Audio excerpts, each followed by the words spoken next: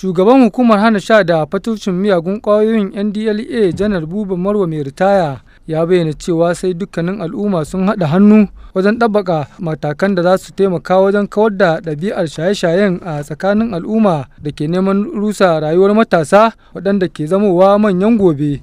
Buba Marwa ya ƙara da cewa alƙaluma sun nuna akwai matasa miliyan 10,600,000 da ke shaye-shaye a ƙasar nan, ko da yake ya ce shaye-shayen a Kano ya ragu da a yanzu ake da mutane miliyan 2 da ke shan miyagun ƙwayoyin, wanda jihar Gombe ta kasance ta ɗaya a jadawalin jihohin da ke da mafiya shan kayan maye a faɗin ƙasar nan, yayin da jihar Kano ta koma ta 16 a jihohin ƙasar nan.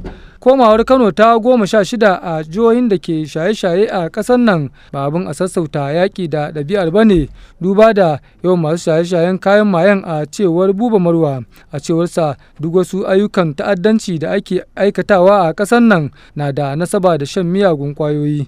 Don haka magance matsalar za ta rage kaso 70 cikin 100 na manyan laifuka da ake aikatawa a ƙasar nan. Shaye-shaye ba ta da amfani. Saboda duk abin da mutum zai afka da zai juya kwakwalwan shi ya haukatar da shi ya kame shi illa har mutuwa, ai ba abin da za a nema ba ne ba ko? Kano masu shaye-shaye yanzu sun kai miliyan 2. Da ya fi haka. Amma ya ragu kuma bisa ga ayyukan da ku kuke yi NGOs kuna ƙoƙartawa kuma muna bi a hankali. Ba Kano ce ta ɗaya ba, ba ma ta biyu ba, ba ma ta uku ba.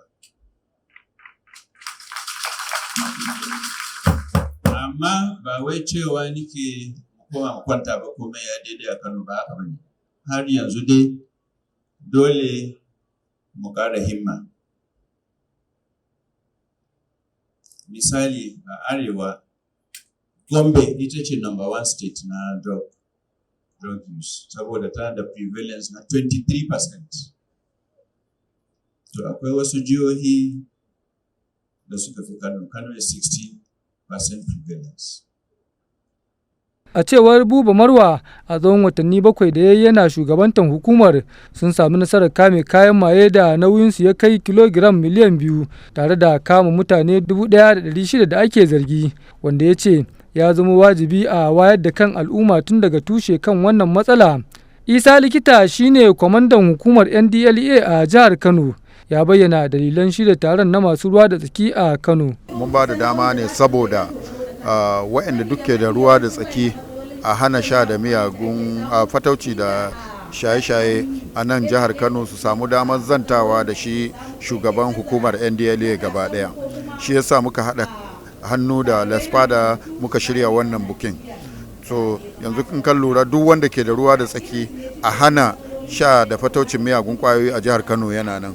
So wannan dama ce saboda a samu a ji ta bakin kowa sannan a ji shawarar da shi shugaban ya kawo.